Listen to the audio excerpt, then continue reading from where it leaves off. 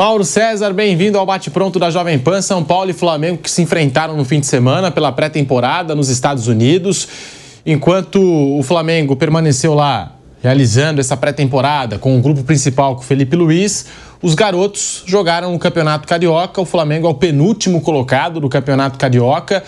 E o São Paulo já estreou no Campeonato Paulista também, com os garotos. Geralmente, com esses jogadores jovens, é feita uma transição, né, entre a base e o profissional, mas me parece que não foi o caso.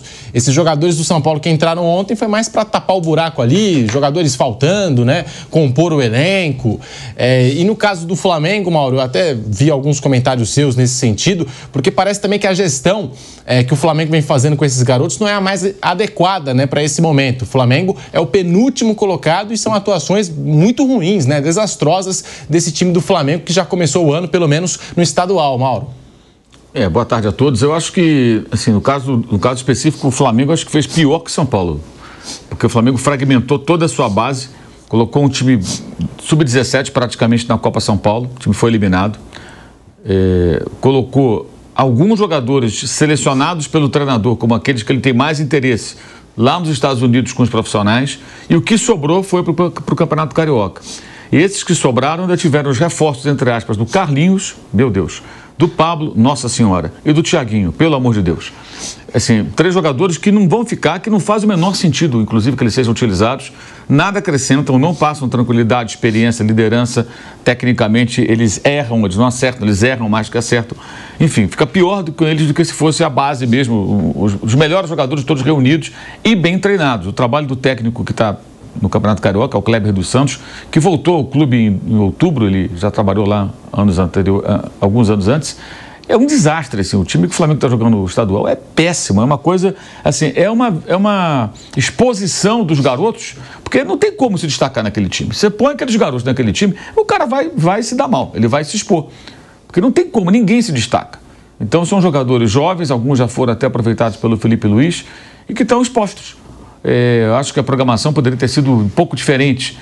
Poderiam ter deixado, sei lá, alguns meninos aqui já mais maduros, Everton Cardoso, Araújo, aliás, o próprio Matheus Gonçalves.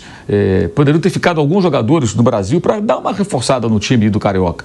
Porque o Carioca não é importante, tudo. Além de ser vergonhoso, por menos relevante que seja o campeonato, o Flamengo só não é o último, porque estava empatando domingo 0x0 o Bangu e Volta Redonda, e Volta Redonda fez um gol e ganhou de 1x0. Se fica 0x0, o Flamengo seria o último colocado. Ele só está à frente do Bangu, que é o adversário de amanhã, não briga para sair da lanterna ou para evitar a lanterna, porque marcou 3 gols e o Bangu não fez nenhum gol no campeonato. Então, um ponto ganho é constrangedor.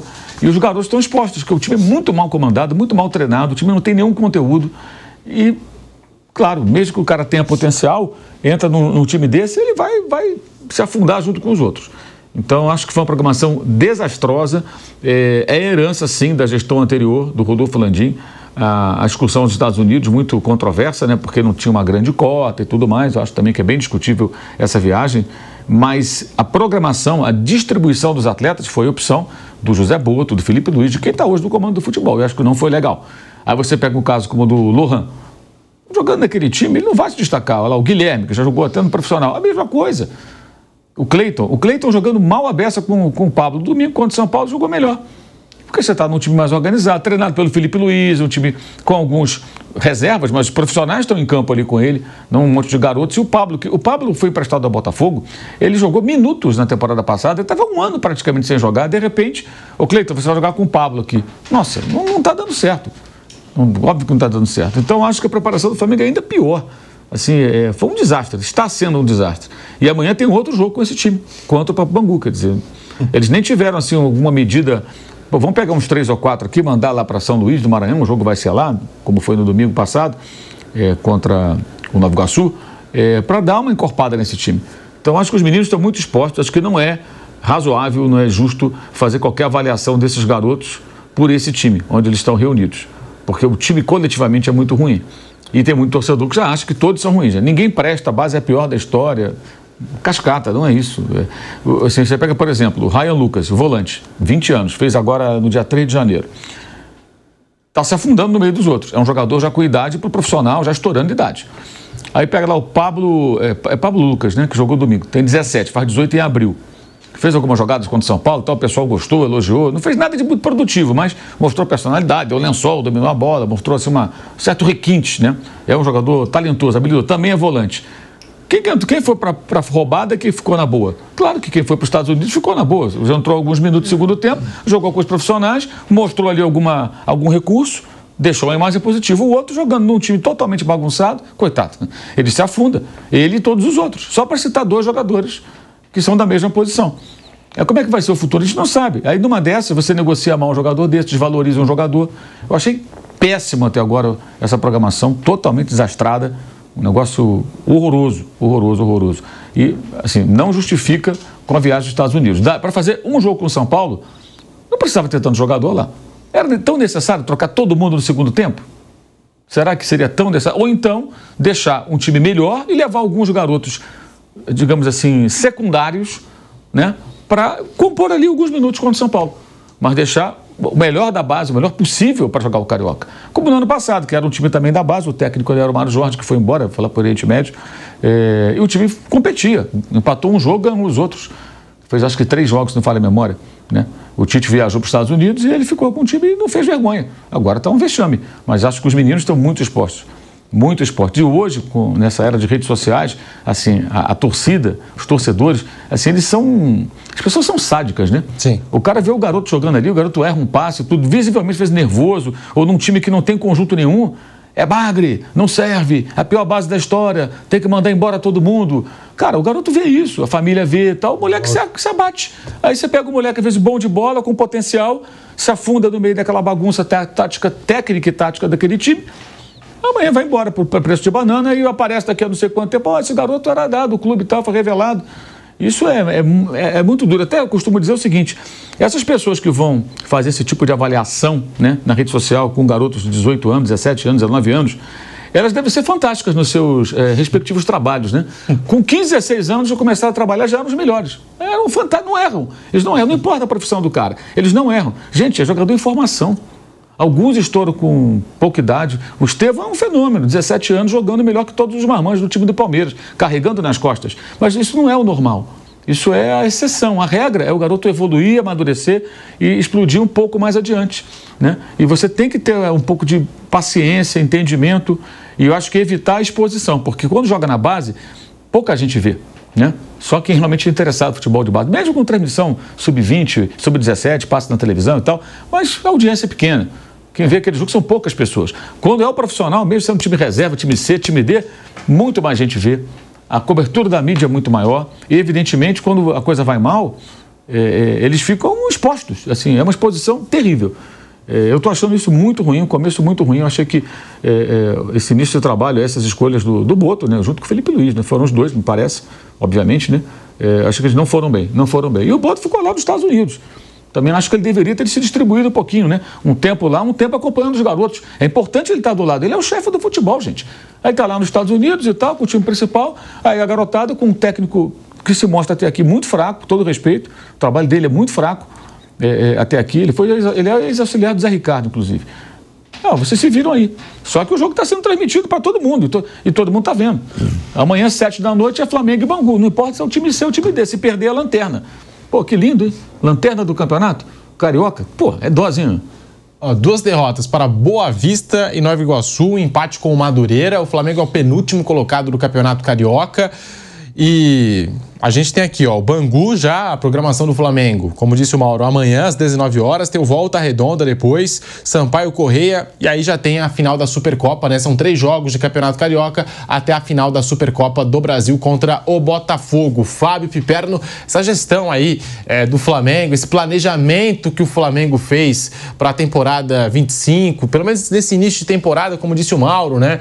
Levou todos os principais jogadores lá para a pré-temporada nos Estados Unidos, também os principais jogadores da base, e deixou um time C aqui completamente à deriva, e não sei se foi realmente adequada essa postura do Flamengo, essa gestão que o Flamengo fez, Piperno. Não dá nem para chamar de planejamento isso. Veja, eu me lembro muito, um exemplo que eu sempre uso para esse tipo de coisa em começo de ano é o de São Paulo 2018. O técnico era o Dorival. Ao começo a temporada, aí o São Paulo resolve que nas primeiras rodadas ia testar a molecada, ia colocar um monte de garotos lá para jogar, porque afinal de contas o time principal ia ficar treinando, né, para fazer uma pré-temporada melhor e tal, e o clube usar esses jogos iniciais até como laboratório, até para observar esses meninos. O centroavante de São Paulo era o Brenner. Aí o São Paulo joga em Sorocaba, perde para o São Bento, aquele lateral direito, o Regis, arrebentou com o jogo e, por coincidência, eu vi o Regis jogando. São Bento de Nilson César e Fausto Savara. Exatamente. Estava na arquibancada. Estava na arquibancada. Isso. Inclusive, a torcida... Camisa, todos paramentados. Organizada lá. De azulão. De todos os regatas. Camisa dessa uniformizada é uma regata. Sim, é uma regata. Não existe outra opção de vestuário, é só regata. E era, assim... Era um frio. Pois é, em janeiro, pegando aquele bronzeado todo no estádio lá e tal, né? E o Regis eu vi jogando 2 inícios de temporada, por coincidência, as 2 vezes contra o São Paulo, eu falei, mas como esse cara é bom de bola, como é que pode estar no São Bento, com todo respeito à família César e tal, mas como é que pode estar no São Bento até hoje e tal, né? Aí depois o São Paulo foi lá, contratou, para mim, era um jogador talentoso, mas infelizmente ele tinha problemas extracampo que acabaram encerrando praticamente a carreira dele. Mas enfim, aí o São Paulo fez aqueles 2 jogos, perdeu em Sorocaba, né, o êxtase aí para a família Nilson César e tal. E no segundo jogo, São Paulo aqui no Morumbi, acho que empatou com o Mirassol. Novo Horizontino. Exatamente, Novo Horizontino. O que o São Paulo fez em seguida? Abortou o planejamento. Chega de deixar o time principal ficar treinando, chama todo mundo de volta. Enfim, molecada, obrigado, tal. Enfim, cada um seguiu o seu rumo. E, naquele momento, São Paulo, por um longo período, deixou de utilizar o Brenner. Aí passa o tempo, passaram-se 2 anos, não, vem o Fernando Diniz, e o Fernando Diniz aposta no garoto, até porque não tinha lá grandes alternativas. O Brenner rapidamente se torna o artilheiro do time, e bem no início das primeiras semanas da gestão Casares, o Brenner é vendido lá para o time americano, dá por equivalente a mais de 90 milhões de reais, dando um alívio às contas do São Paulo, bem no início da gestão Casares. Então, assim, o fato de ter sido mal lançado, assodamento de outros técnicos, então, o garoto quase foi queimado. E, no final das contas, deu tempo para recuperá-lo e tal, e o São Paulo acabou fazendo, né, um belo dinheiro. Aí, sobre isso que o Mauro falou. O Flamengo, outro dia, não faz tanto tempo assim, foi campeão mundial sub-20. É o mesmo caso do São Paulo, campeão da Copa do Brasil sub-20. Ou seja, não é possível que não tenha ninguém que preste. Algum jogador de bom nível deve ter. Então, assim, é óbvio que assim, você tem que dar tempo, você tem que observar bem, você tem que dar boas oportunidades para esses moleques, você não pode, enfim, colocar o moleque em qualquer fogueira. É a mesma coisa, assim, isso aconteceu no último ciclo de preparação para a Copa do Mundo. Eliminatórias. Você põe o cara para jogar na altitude. Aí você põe o sujeito que está disputando a posição com ele para jogar aqui no Maracanã, por exemplo. Ora, quem é que vai ter uma chance melhor de mostrar aquilo que é capaz? O que está jogando no Maracanã ou o que está jogando lá na altitude a 3.600 metros? Então, você tem que dar oportunidades iguais, você tem que dar condição para que aquele que está sob observação possa mostrar se tem ou não condição para continuar. Então, esse tipo de jogo, esse tipo de situação é uma arapuca, geralmente, para jovens jogadores. Você não vai colocar o cara consagrado numa situação dessa. Agora, para aquele cara que está encostado ou para o jovem, é uma arapuca, porque ele entra no time de qualquer jeito, a chance de se dar mal é imensa, e aí sai com carimbo de imprestável. E o Pablo, o Carlinhos, enfim, esses caras também não agarraram a oportunidade, a chance, não, né? Enfim, também, né? Não sei, pelo menos fazer alguma coisa aí nesses primeiros jogos, principalmente o Pablo, né? O Pablo tem 2 jogos na última temporada, um pelo Botafogo, um pelo Flamengo. O jogo que ele fez pelo Flamengo foi exatamente no Campeonato Carioca. E o jogo que ele fez pelo Botafogo foi na segunda, terceira rodada do Campeonato Brasileiro, né? Então podia mostrar um pouco mais. Ô, Raí, e aí entra essa parte de rede social. Não consegue. A gente até passou os números dele dele aqui, Mauro, acho que desde 2017, o Kaique Lima vai confirmar, desde aquela passagem mesmo pelo Corinthians, que ele é campeão brasileiro, paulista, que ele não consegue ter uma temporada, né? Início, meio e fim. Ele já foi um bom zagueiro, né? 2017, mas faz tempo, né? Agora ele não consegue mais render. O Paulo Souza foi que pediu a contratação, que trabalhou com ele lá na França, né? E conhecia o jogador, mas não funciona. É aquele jogador assim que você fala, pô, o Pablo, jogador do Flamengo, tem gente que fala assim, pô, o Pablo ainda tá no Flamengo. Foi emprestado pro Botafogo e nem jogou. O Pablo tava no elenco do Botafogo. O melhor meme que apareceu outro dia foi o cartaz do filme com a foto dele no lugar dos artistas do filme, com o título do filme, né? Eu ainda estou aqui. Eu ainda estou aqui. E aí, porque as pessoas não lembravam, foi no começo do ano, antes de começar o campeonato, as pessoas não lembravam mais, de repente surgiu isso aí, eu ainda estou aqui, estrelando o Pablo. Aí pra você ver. Quanto tempo de contrato, mano? Eu acho que até o final desse ano. Acho que é isso. Os clubes ficam um pouco reféns disso também, por falta de inteligência, né? Porque são contratos muito longos, muitas vezes. É um pouco do que está acontecendo, não tem muito a ver, mas é um pouco do que está acontecendo com o Palmeiras e o Rony. O Palmeiras quer se desfazer do Rony, mas ele tem mais 2 anos de contrato. Sim. Você oferece contratos muito longos para os jogadores, depois você fica refém desse tipo de situação. Não dá para você jogar o cara fora. Você pode rescindir e pagar ali o que tem para pagar e tal, mas o caso do Palmeiras eu acho que é um exemplo um pouco parecido com esse na questão do contrato, né? Do contrato muito longo. Todos os jogadores, ou a maioria desses jogadores que são contratados, 4, 5 anos, ninguém vem por 1 ano, 2, para você ver se vai dar certo, se vai funcionar, e aí vai renovando por um período mais curto, mais 1 ano, mais 2, não. O cara chega, 5 anos de contrato, depois você fica refém dessa situação. Esses os mais experientes, e aí os mais jovens, até o Mauro citou, tem essa questão da rede social, né, que é uma ferramenta muito legal, né, é importante, mas ao mesmo tempo existem pessoas ali nas redes sociais que são infalíveis, né, não falham nunca, e aí, né, ficam detonando esses jovens jogadores sem entender o contexto, ficam pegando corte do jogador ali, jogando nas redes sociais, no Twitter, enfim. Pô, e o cara que tá ali em campo muitas vezes não tem culpa, né? Ele foi inserido nesse contexto todo.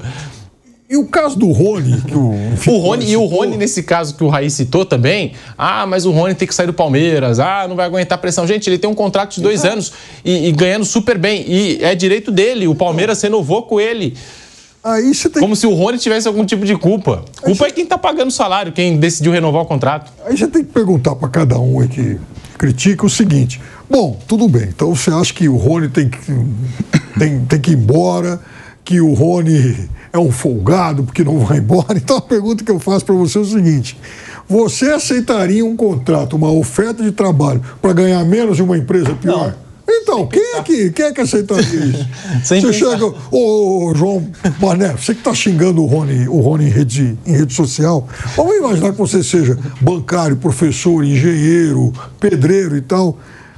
Amanhã depois alguém te faz uma proposta. João Mané, é o seguinte, eu vou te oferecer 30%, 40% a menos para você trabalhar numa empresa pior. Você aceita? E na situação do futebol brasileiro, Piperno, assim, tirando o Flamengo e Palmeiras, que são clubes com saúde financeira, você corre o risco de chegar em algum clube aqui da Série A e ficar sem receber também. Então. Fica, ou não recebe salário, ou não recebe direito de imagem.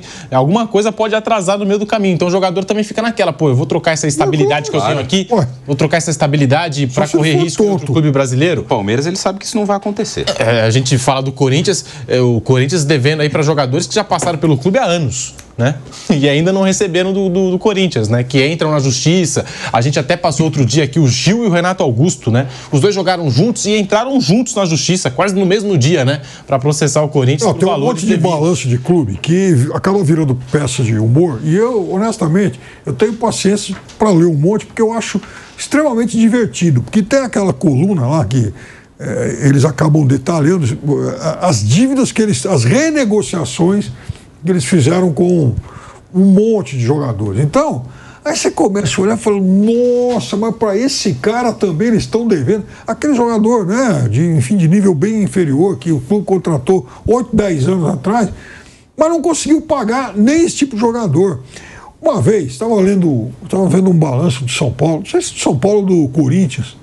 Aí nessa coluna tinha lá dívidas São Paulo, tinha dívidas, por exemplo, com o Lenilson, imagine que agora tenha sido quitado isso, com o Jonathan Cafu. Fala, mas São Paulo já deve, olha o nível do jogador, né? Quer dizer, então, é óbvio que são contratos mal feitos. O empresário, o jogador, ele está lá para defender os interesses do cliente dele, não é bobo. Alguém chega para mim e fala, pô, você quer ganhar 1 milhão por mês? É claro que eu quero. Então, mas eu não vou chegar e falar, puxa, eu acho que é muito, acho que eu não mereço isso. E muitas vezes o empresário defende o direito dele, né? O interesse dele, até mais do que do jogador. Até mais do que do jogador.